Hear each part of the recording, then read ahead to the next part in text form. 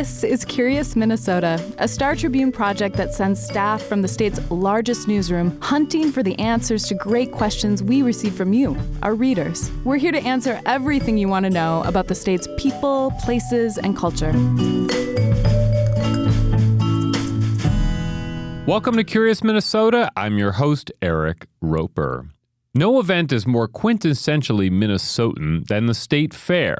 And that's why we here at Curious Minnesota must be there. This whole project is fueled by the questions lingering on the minds of everyday Minnesotans. So on September 2nd, Ash Miller and I set up shop outside the Star Tribune's State Fair building with a big green board. Longtime listeners will remember that we also did this in 2021. The idea behind this was that we solicited questions from people in the morning and then put many of them on this board. And then in the afternoon, we asked people to vote on their favorite questions. It was a great day and we met hundreds of people. Today, you'll be hearing from a number of people who submitted questions. You will also occasionally hear some follow-up questions from Ash Miller. A smorgasbord of ideas came from fairgoers, and when the votes poured in during the afternoon, one question beat all the others. By a lot. We're going to be answering several of the top questions in our column and here on the podcast. But if you missed us at the fair, don't worry. You'll have your own opportunity to vote on your favorite question. I'll put a link in the show notes to a poll. Okay, we've got a lot of questions to go through, so I tried organizing them somewhat. Let's start with questions that had to do with Minnesota history in some way. What percentage of Minnesota farmers made moonshine during Prohibition? I am curious on why the Minnesota state government is changing the Minnesota state flag. It's wrong. It's history. You can't change it. So I want to know, what did our teachers lie to us about specifically for Minnesota history? Can you tell us more about the Native American that went by one of the names Wrinkled Meat? These questions pertain to Minnesota's towns and cities. Why is it Minneapolis, St. Paul, and not St. Paul, Minneapolis? Why is there not a Walmart in Minneapolis? We live in Linden Hills, and there's a section called Cottage City, which we're supposed to be like a development for blue-collar folks to have, like, I think they're like 1 or 2 bedroom houses. So curious if you have any more information of the history of that and how it came about, and following that, what happened. What's the smallest town in the state and what keeps it alive? I'm from Stillwater, and I'm curious why they named us the Stillwater Ponies. Like, who came up with the, like, Is that the mascot? Ponies? Yeah, it's like our high school mascot, so I'm just curious when they were creating the school why they were like, let's do the Stillwater Ponies. Minnesotans love talking about lakes, parks, and nature. Here's what was on fairgoers' minds about those topics. How many species of animals are there in Minnesota? Is it true that we have over 10,000 lakes? What is the deepest freshwater lake in Minnesota? How much flour would it take to turn Lake Superior into bread? I just want to interrupt for a second to say that this fun question took our top prize for the day.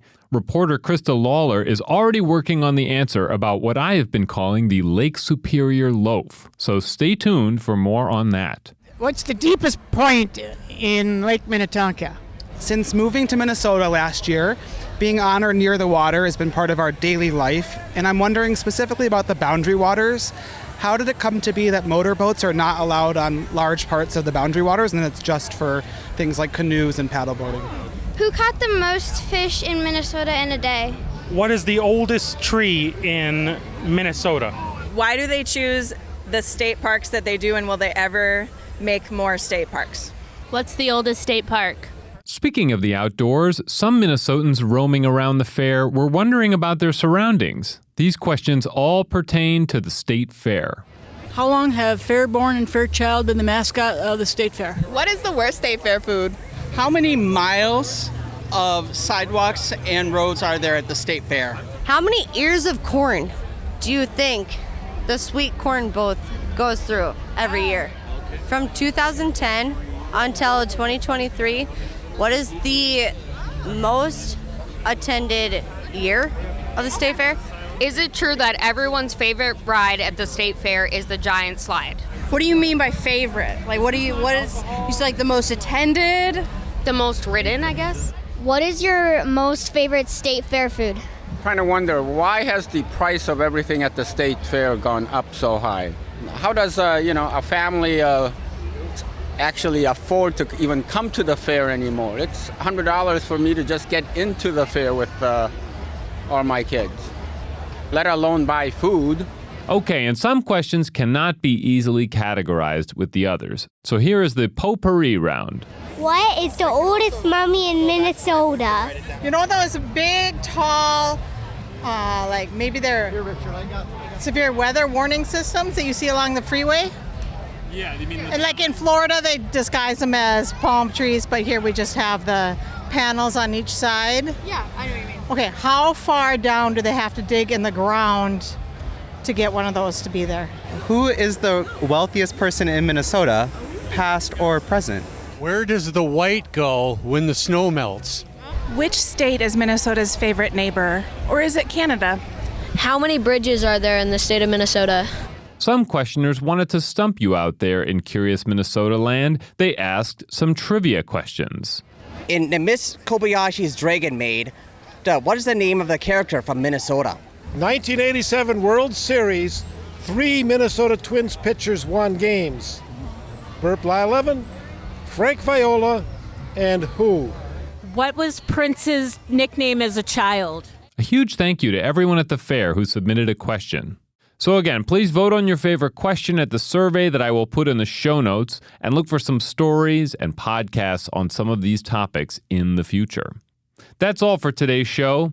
Thanks as always to Matt Gilmer for editing this podcast. Do you have feedback for us or a question you'd like to see answered? Send us a note at curious@startribune.com. And if you're enjoying this show, please tell a friend about it. Thanks! Thanks for listening to Curious Minnesota. We want to hear from you. Ask questions and read more stories online at startribune.com/curious. Our show is recorded at the Star Tribune's headquarters in beautiful downtown Minneapolis, and our music is produced by Matt Gilmer. If you like the show, please rate us on iTunes or leave a review. And until next time, stay curious.